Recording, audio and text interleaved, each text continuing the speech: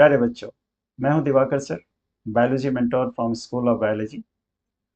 और जो लास्ट हमने स्टार्ट किया था क्वेश्चन पेपर का डिस्कशन, नीट 2025 बायोलॉजी के क्वेश्चन का डिस्कशन, उसी को आगे बढ़ाते हुए फर्स्ट पार्ट में हमने 24 क्वेश्चंस डिस्कस किए थे। अब देखो क्वेश्चन में को डिस्कस करने में इतना समय क्यों लग रहा है? इतना समय इसलिए लग रहा है कि हम आंसर नहीं बता रहे सर, हम क्वेश्चन को डिस्कस कर रहे हैं एंड डिस्कशन टेक्स टाइम। तो मैं उम्मीद करता हूँ कि इन डिस्कशंस से आपको बहुत बहुत फ़ायदा होने वाला है। तो चलिए अब अगले क्वेश्चन पर चलते हैं। क्वेश्चन नंबर 25 जो आपके सामने है। बेटा आप ध्यान रखना कि इस बार बायोटेक के क्वेश्चंस बहुत आए। ये क्वेश्चन भी बायोटेक का ही है। क्या क्वेश्चन क्या कहता है कि आपने इस पार्ट को, इस जीन को यहाँ से अलग कर दिया, किस एंजाइम को यूज़ करके? रिस्ट्रिक्शन एंडोन्यूक्लियस एंजाइम का नाम है इको आर 1। तो इको आर 1 को यूज़ करके आपने उस जीन को हटा दिया जो इनिशियली बीटा गैलेक्टोसाइडेज एंजाइम के लिए कोड करता था। तो बीटा गैलेक्टोसाइडेज एंजाइम क्या करता है?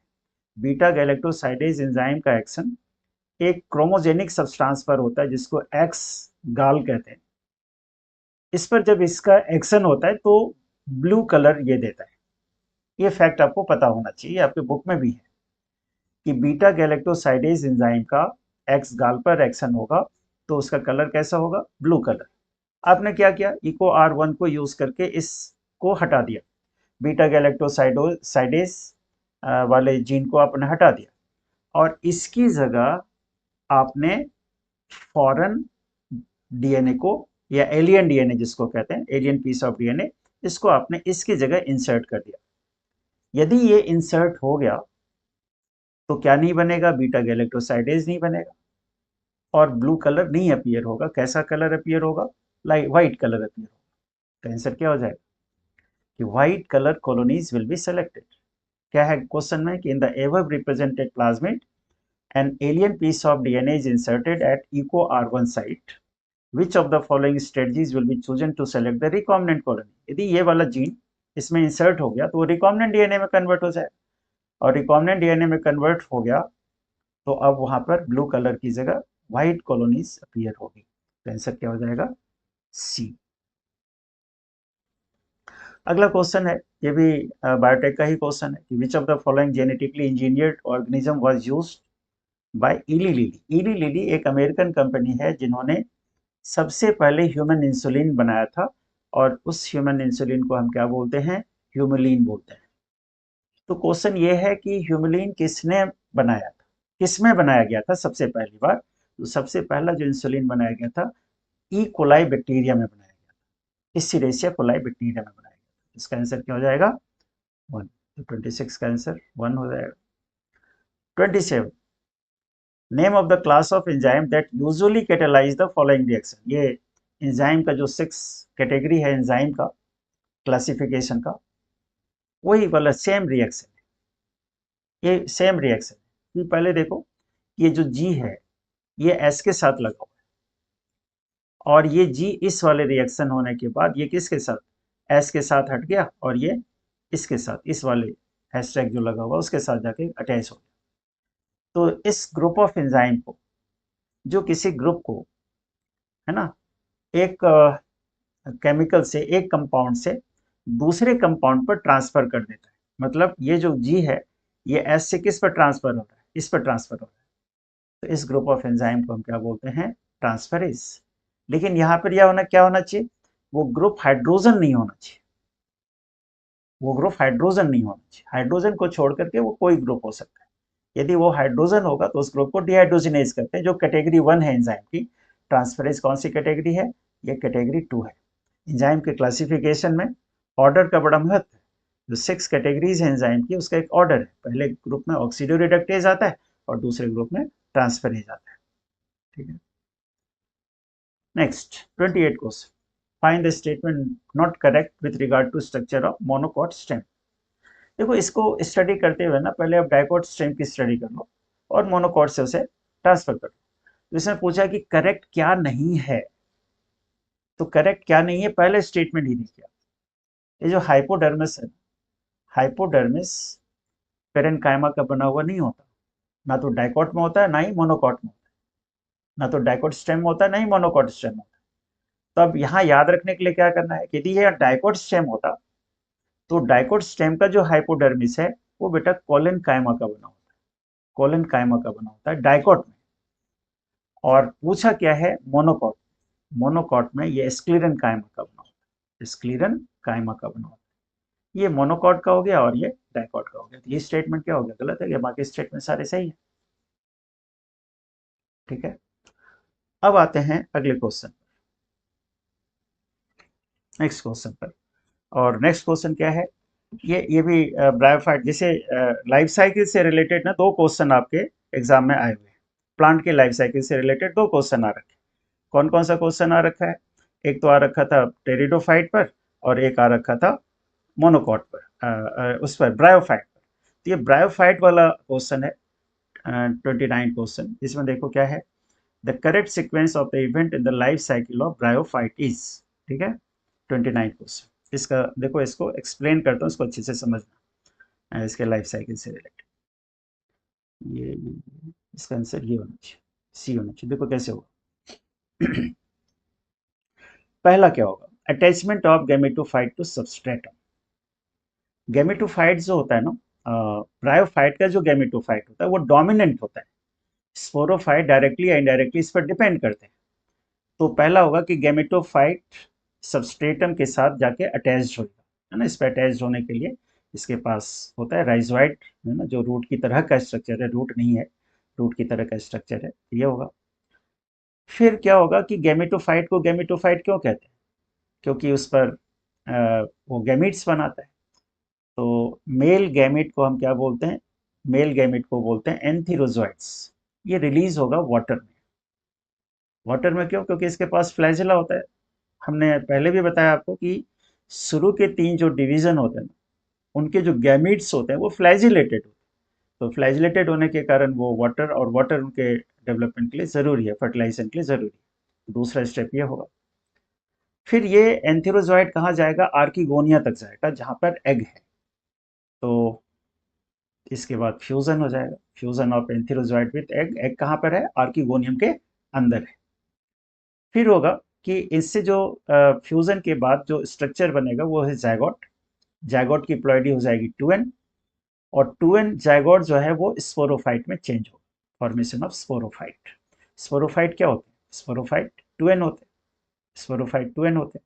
ये हो गया तुम्हारा डी।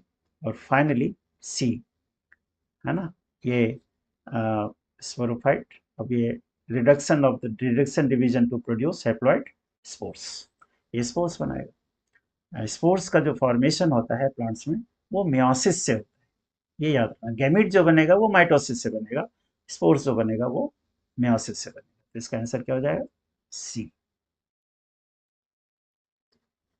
देन अगला जो क्वेश्चन मुझे दिख रहा है, ये क्वेश्चन जो है आपके कौन से चैप्टर का है, ये human health and disease chapter का क्वेश्चन है, question number 30, human health and disease का। तो इसमें क्या क्या है, कंप्यूटेड टोमोग्राफी, सिटी स्कैन जिसको बोलते हैं। टोमोग्राफी का मतलब होता है बेटा क्रॉस सेक्शनल इमेज। तो किसी जैसे हेड को स्कैन करना है ना, तो अलग अलग एंगल से स्कैन करके, इमेज करके और कंप्यूटर में फीड कर देते हैं, तो उसको 3D इमेज में कन्वर्ट कर देता है। और दूसरा है MRI, magnetic resonance imaging, detect cancer of internal organ. ये सही है, ये स्टेटमेंट सही है कि इंटरनल ऑर्गन के कैंसर को डिटेक्ट करने के लिए सीटी स्कैन या एमआरआई दोनों ही यूजफुल है। ये स्टेटमेंट हो गया सही। दूसरा स्टेटमेंट है कि जो कीमोथेरेपी करते हैं, drugs are use to kill the non cancerous cell, नहीं ये गलत है, ये कैंसरस सेल को किल करता है। ये स्टेटमेंट तो गलत हो गया, इसमें करेक्ट पूछना है, तो ये करेक्ट था। अब आगे चलते हैं। सी है, alpha interferon activate the cancer patient immune response system and help in destroying the tumour, ये भी सही है। अल्फा इंटरफेरॉन जो है वो इम्यून सिस्टम को बूस्टअप करता है और ट्यूमर को क्या करता है, डिस्ट्रॉय करता है, ये भी सही है, ये भी सही है। अब अगले स्टेटमेंट को, chemotherapeutic drugs are biological response modifier, इसमें क्या होता है, एक मिनट, क्वेश्चन नंबर 30, ये गलत हो गया, ये तो गलत हो गया। In case of leukemia blood cell counts are decreased. Blood cell count, सारे ब्लड सेल काउंट डिक्रीज नहीं होते, तो सारे ब्लड काउंट डिक्रीज नहीं होते तो कौन सा सेल इंक्रीज होता है? ल्यूकेमिया में WBC बढ़ जाता है, ये भी गलत हो गया। तो इसमें जो क्वेश्चन था उस क्वेश्चन का आंसर हो जाएगा ANC।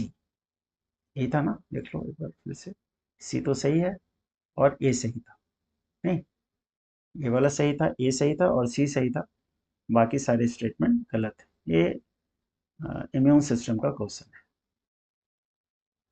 अब आते हैं 31 से। 31 सेल यूनिट का क्वेश्चन है। ये सारे टर्म्स देख लो, ये सेल यूनिट से रिलेटेड है। 31 क्वेश्चन पर आते हैं, इसमें मैच करना है। तो मैचिंग के लिए जो centromere, it is necessary for sale division, ये इसके साथ मैच होगा। सीलियम सेल के मूवमेंट के लिए जरूरी है। क्रिस्टे माइटोकॉन्ड्रिया में होता है। और सेल मेम्ब्रेन फॉस्फोलिपिड की मेम्ब्रेन है, फॉस्फोलिपिड की मेम्ब्रेन है। तो ये मैच जो कर रहा है वो डी मैच कर रहा है। ए के साथ 2 हो गया, बी के साथ 3 हो गया, सी के साथ 1 हो गया और डी के साथ 4 हो गया। ये आसान है, मैचिंग क्वेश्चन है।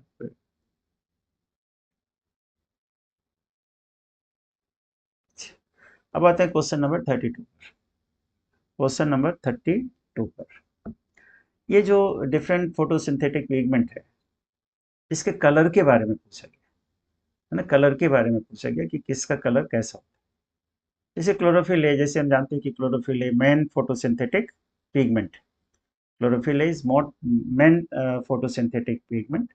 तो क्लोरोफिल ए का कलर जो होता है ना, वो ब्लू ग्रीन होता है, ठीक है। क्लोरोफिल बी का जो कलर होता है ये येलो ग्रीन होता है। तो ये 2 मैच हो गया, क्लोरोफिल ए और क्लोरोफिल बी। ये सबसे इंपॉर्टेंट पिगमेंट है, ठीक है, सबसे इंपॉर्टेंट पिगमेंट।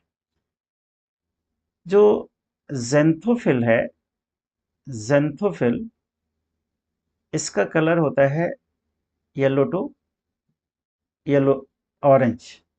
और जो बचा केरेटिन व्हाइट, इसका कलर होता है येलो। तो क्या मैचिंग बनेगा? मैचिंग बनेगा 32 था ना, ए का 3 था, बी का 1 था, सी का 2, हाँ ठीक है, ये हो गया।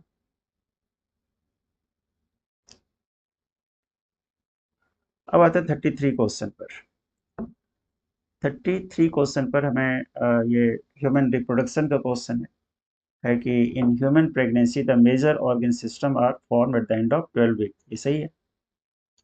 इन human pregnancy the major organ system are form at the end of 8 week. ये गलत है, 12 वीक में बनता है ये। In human pregnancy heart is formed after 1 month of gestation. ये सही है, हार्ट बीट करना शुरू कर देता है 4 हफ्ते के बाद। इन human pregnancy limbs and digit develops by the end of 2nd month. ये भी सही है। और इन human pregnancy appearance of here is usually observe in the, ये जो हेयर है ये एक समय ऐसा आता है ह्यूमन के डेवलपमेंट में कि पूरी बॉडी हेयर से कवर्ड होती है, और इस हेयर को हम लेनुगो कहते हैं। इस हेयर को हम लेनुगो कहते हैं, बाद में वो डिसअपियर हो जाता है। तो ये स्टेटमेंट, एक स्टेटमेंट को छोड़ करके, कौन सा स्टेटमेंट? बी स्टेटमेंट को छोड़ करके सारे ही सही है। तो क्या होगा? ACDE only. ये ह्यूमन रिप्रोडक्शन में लास्ट पेज पर आप देख सकते हो, सब लिखा हुआ है NCERT बुक में। Now question number 34। In the seed of cereals, the outer covering of endosperm separates the embryo by protein dish called aileron layer। बेटा इसके बारे में ध्यान रखना कि मोनोकॉट जो होते हैं, ये मोनोकॉट है, सीरियस मोनोकॉट होते हैं। तो मोनोकॉट के जो सीड होते हैं वो एंडोस्पर्मिक सीड होते हैं, लेकिन उसमें 2 तरह का एंडोस्पर्म होता है। जो सेंटर में होता है ना, सेंटर में जो एंडोस्पर्म होता है वो स्टार्च का बना होता है, स्टार्ची होता है। और स्टार्च के चारों तरफ देखोगे एक लाइन सी बनी हुई है, डायग्राम में देखोगे इस तरह से कवरिंग बनी हुई है, इसको एलिरॉन लेयर कहते हैं। ये प्रोटीन का बना होता है। तो सेंटर में स्टार्च और बाहर से प्रोटीन की कवरिंग, जो प्रोटीन की कवरिंग होती है उसको एलिरॉन लेयर कहते हैं। और एंडोस्पर्म की प्लॉइडी चाहे स्टार्ची हो या एलिरॉन हो, क्या होता है, 3n होता है, दोनों की प्लॉइडी 3n होता है। तो ये हो गया। Now come to question number 35।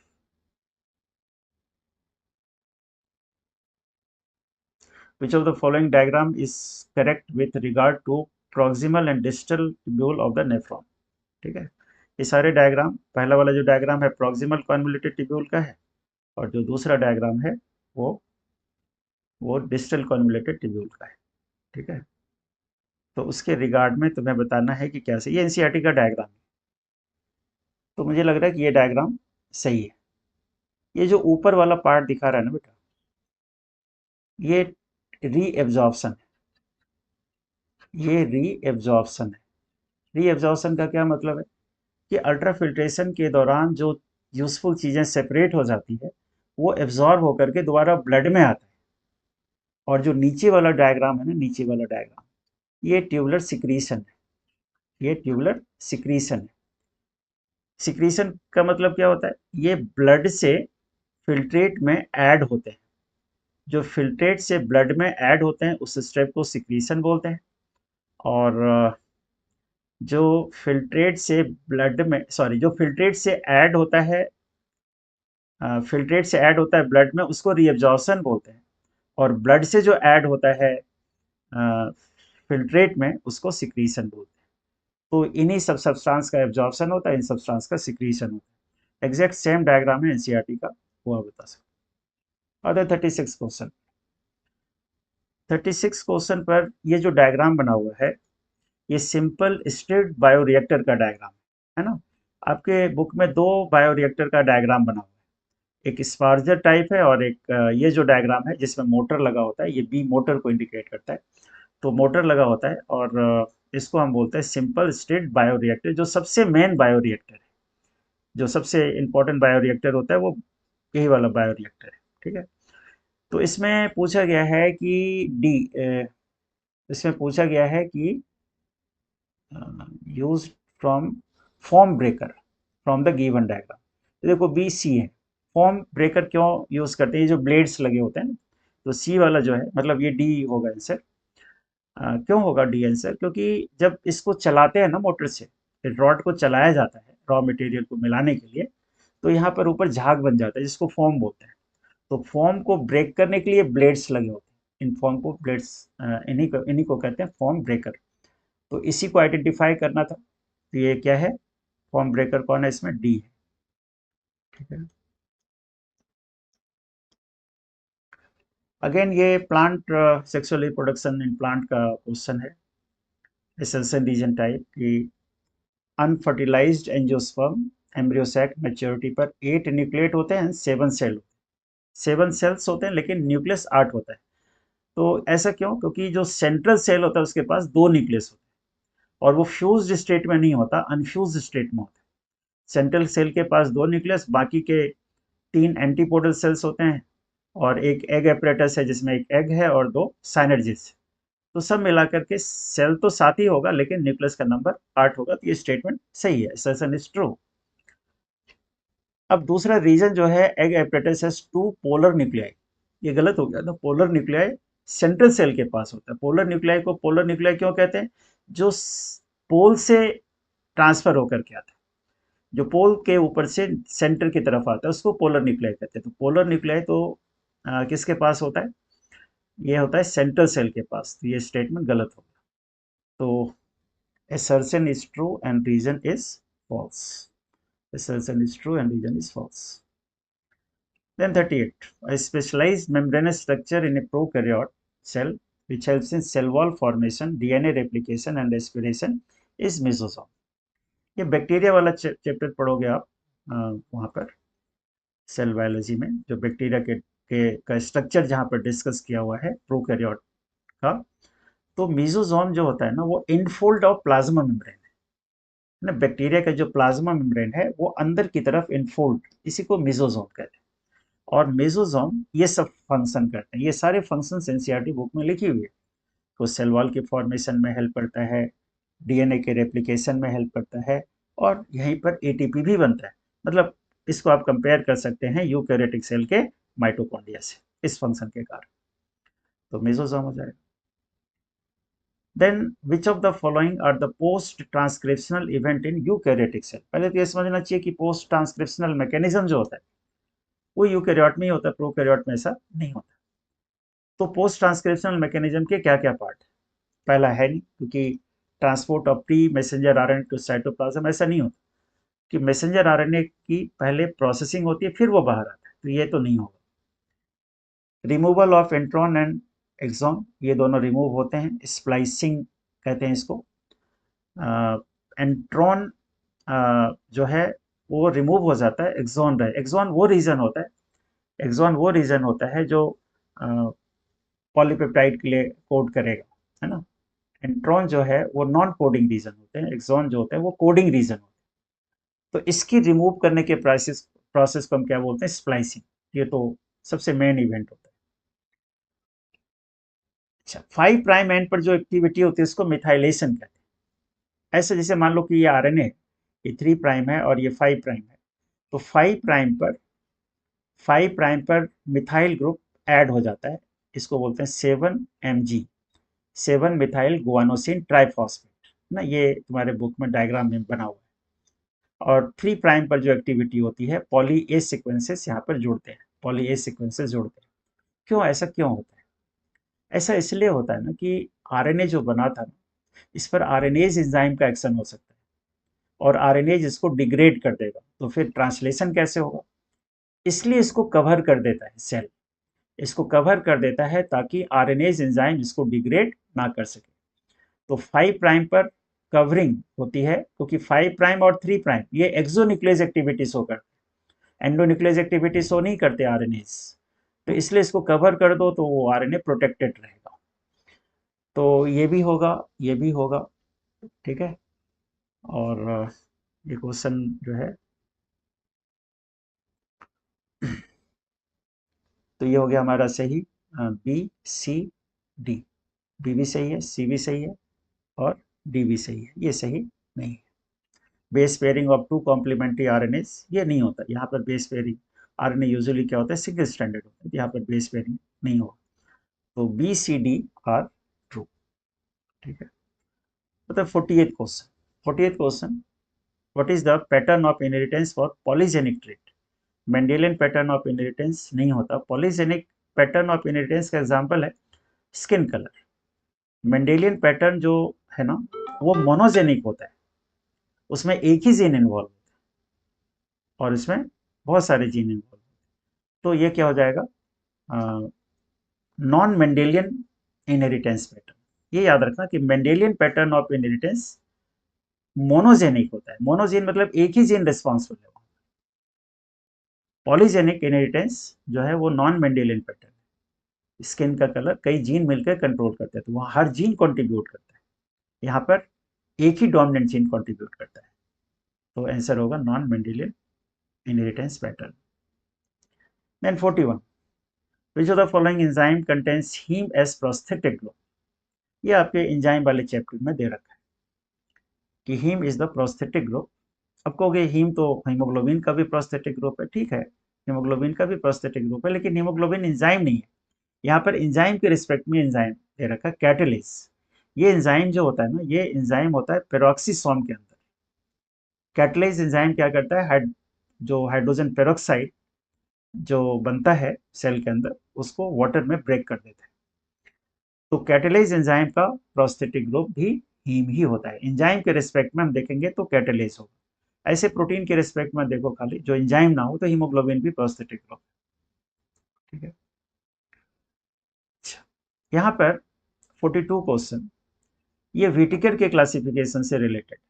Whittaker ने जो 5 किंगडम क्लासिफिकेशन दिया था, तो 5 किंगडम में तो 5 किंगडम आता है, तो यहाँ पर ना एक रह गया था ए बी सी डी, ये हमने बाद में ऐड किया है ई, तो 5 किंगडम होगा। तो ये 5 किंगडम के कैरेक्टरिस्टिक फीचर्स आपको किस ऑर्डर में अरेंज है?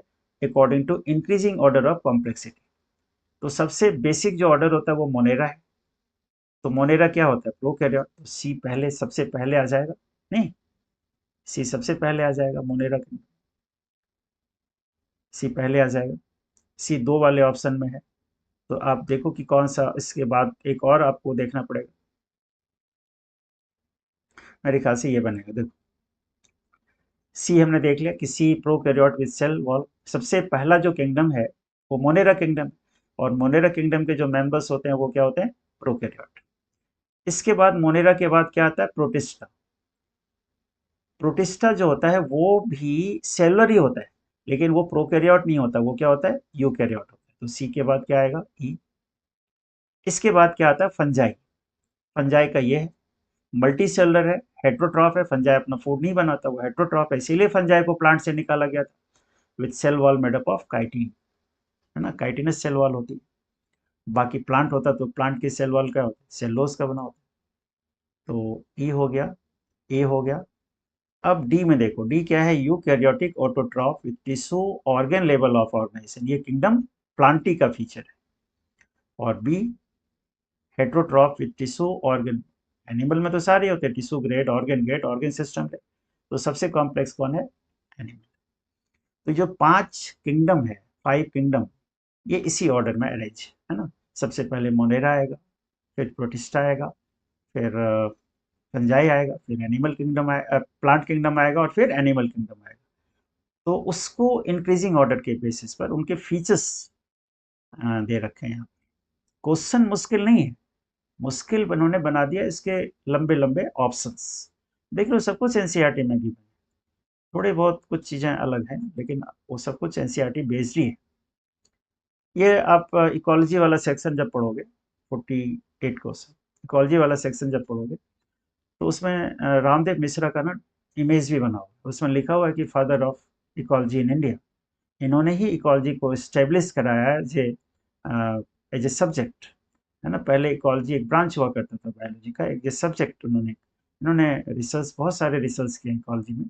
ये बीएचयू में प्रोफेसर रहे, बनारस हिंदू यूनिवर्सिटी में। तो उनका नाम, इनको फादर ऑफ इंडियन, फादर का मतलब बोलते हैं कि जो पायनियर वर्कर इस फील्ड का होता है उसको फादर बोला जाता है। ठीक है। अब 44 पर आते हैं। 44 में मैचिंग क्वेश्चन, है ना। मैचिंग क्वेश्चन, इसको मैचिंग के रूप में देखो, इसको मैच करो। तो हर्शे एंड चेज एक्सपेरिमेंट से ये प्रूफ हुआ कि डीएनए इज जेनेटिक मटेरियल। ठीक है। ग्रिफिथ का जो एक्सपेरिमेंट है, ग्रिफिथ का जो एक्सपेरिमेंट है स्ट्रेप्टोकोकस पर था। ग्रिफिथ के एक्सपेरिमेंट को ना ट्रांसफॉर्मेशन एक्सपेरिमेंट कहते हैं, और हर्शे चेज के एक्सपेरिमेंट को ट्रांसडक्शन एक्सपेरिमेंट कहते हैं। ट्रांसडक्शन, ये भी याद रखना, है ना। हर्शे एंड चेज के एक्सपेरिमेंट को ट्रांसडक्शन एक्सपेरिमेंट कहते हैं। क्यों कहते हैं, वायरस मेडिएटेड जीन ट्रांसफर को, वायरस के जरिए जब हम जीन को ट्रांसफर करते हैं। ग्रिफिथ के एक्सपेरिमेंट को ट्रांसफॉर्मेशन एक्सपेरिमेंट कहते हैं। ये दो मैच हो गए। अब यूक्रोमेटिन और हेट्रोक्रोमेटिन में ये होता है कि जहाँ पर यूक्रोमेटिन होता है ना, वहाँ पर डीएनए लूजली पैक्ड होता है, और वो लाइट दिखेगा। आप क्रोमोसोम को देखोगे इस तरह से, तो कहीं पर डार्क एरिया दिखेगा, कहीं पर लाइट दिखेगा, डार्क एरिया दिखेगा। तो डार्क एरिया होता है वो हेट्रोक्रोमेटिन, है ना, और जो लाइट एरिया होता है वो heterochromatin, dark area, densely packed with dark stand. Eukaryotic जो यूक्रोमेटिन जो होता है वो loosely packed with light stand, है ना। तो ये हो गया तुम्हारा। तो इसको मैच करोगे, तो मैच करने पर आपका आंसर बनेगा सी। ठीक है। Question number 45। 45 में एक टर्म दिया हुआ है, neoplastic characteristic of cell.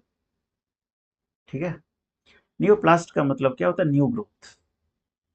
New growth, नया ग्रोथ। नया ग्रोथ कौन सा ग्रोथ होता है, कैंसरस ग्रोथ होता है। ठीक है। तो इसमें देखो क्या क्या इसके बारे में सही है।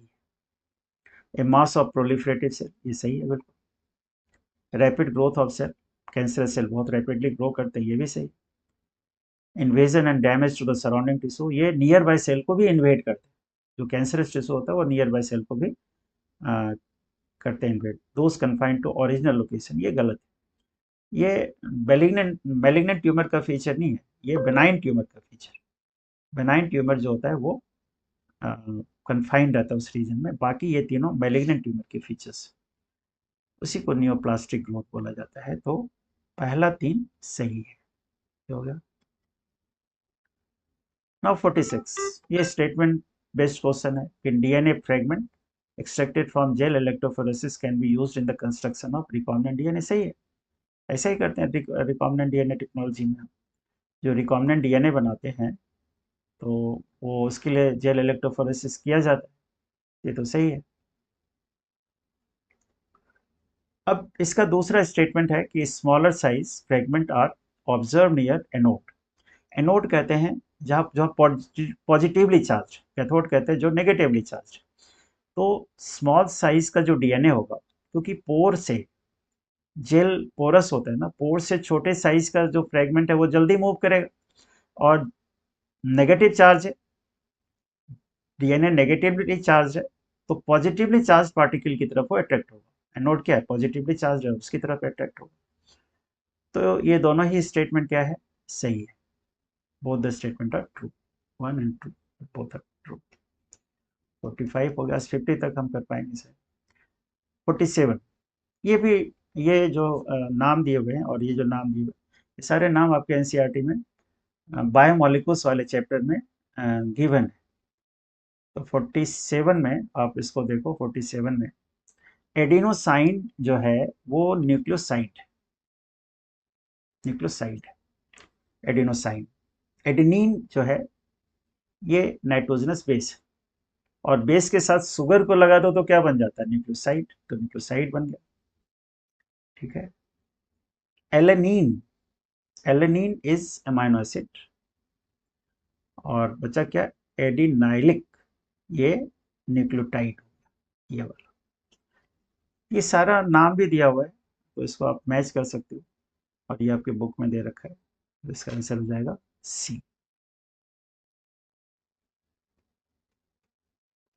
देख लो कितने बड़े बड़े क्वेश्चन, इसीलिए बच्चों को बहुत ज्यादा समय लगा। ठीक है। 48, इसमें करेक्ट पूछना कि choose the correct answer from the option. इसमें कौन कौन से करेक्ट है ये देखना। देखो, रिडक्टिव डिवीजन मतलब रिडक्शन डिवीजन, मियोसिस की बात हो रही है कि ह्यूमन फीमेल में gametogenesis starts earlier than the male. Male में तो गेमेटोजेनेसिस प्यूबर्टी पर स्टार्ट होता है, फीमेल में पहले शुरू हो जाता है ना। और मियोसिस एम्ब्रियोनिक स्टेज में शुरू होकर के डिप्लोटीन में क्या होता है, अरेस्ट हो जाता है। तो ये स्टेटमेंट सही है।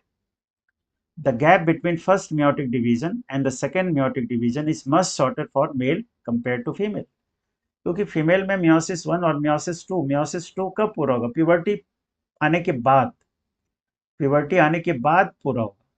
और मेल में तो प्यूबर्टी पर ही स्पर्मेटोजेनेसिस शुरू होता है। तो मैचुरेशन डिवीजन 1 और मैचुरेशन डिवीजन 2, इसको मियोसिस 1 और मियोसिस 2 कहते हैं, उनके बीच में गैप ज़्यादा नहीं होता। तो ये दोनों सही है। बाकी तो ये दोनों देखो कि polar body is associated with the formation of primary oocyte, गलत है। सेकेंडरी oocyte बनता है तब पोलर बॉडी बनता है। luteinizing hormone surge leads to disintegration of endom, ये गलत है। LH surge is required for what, ovulation। तो ये दोनों सही है, बाकी सब गलत है। 49 और 50 कर लेंगे बस।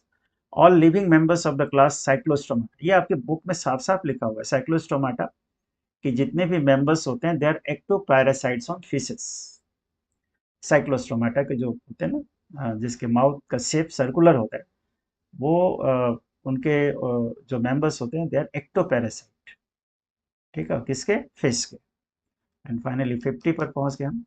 एसर्शन रीजन बेस्ड क्वेश्चन है कि primary function of Golgi body is to package the material made by. अब इससे हम क्या जानते हैं कि ईआर में जो कुछ भी बनता है ना, वो पैकेजिंग के लिए गोल्जी बॉडी में आता है, गोल्जी बॉडी में आता है। तो ये स्टेटमेंट तो सही है, गोल्जी बॉडी उसको सिक्रीट करता है बाहर की तरफ। Vesicles containing material made bye endoplasmic reticulum fuse with cis face, जैसे ये मान लो कि गोल्गी के सिस्टर ने है। ठीक है। तो इसमें सिस ट्रांस के बारे में थोड़ी सी बच्चों को दिक्कत होती है, तो ये ध्यान रखना है कि ये जो ये वाला जो फेस है ना, ये वाला जो फेस है वो कॉनकेव है और ये कॉन्वेक्स है। तो आउटर फेस होता है कॉन्वेक्स वाला फेस, इसी को सिस बोलते हैं। तो सिस से मटेरियल की एंट्री होती है और इसकी पैकेजिंग के बाद ये ट्रांस वाले फेज से बाहर निकलता है। तो ये जो कॉनकेव वाला पार्ट है वो ट्रांस है, और जो कॉन्वेक्स वाला पार्ट है वो सिस है। तो ये दोनों ही एक्सप्लेन भी कर रहा है चीज़ों को। तो मेरे ख्याल से इसका आंसर ए होना चाहिए कि both A and R true and R is the correct explanation of A. तो हमने 50 क्वेश्चंस किए, दो क्लास में हमने 50 क्वेश्चंस किए, क्योंकि अब लेक्चर थोड़ा लंबा हो जाएगा और ये बच्चों के लिए थोड़ा सा आसान नहीं होता फिर इन चीज़ों को समझ पाना। तो फिर अब जो क्वेश्चंस बचे हैं 40 क्वेश्चंस, यदि एक लेक्चर में हो गया तो ठीक है, अदरवाइज हम उसको दो लेक्चर में पूरा करेंगे। तो आज के लिए इतना ही। Thank you very much.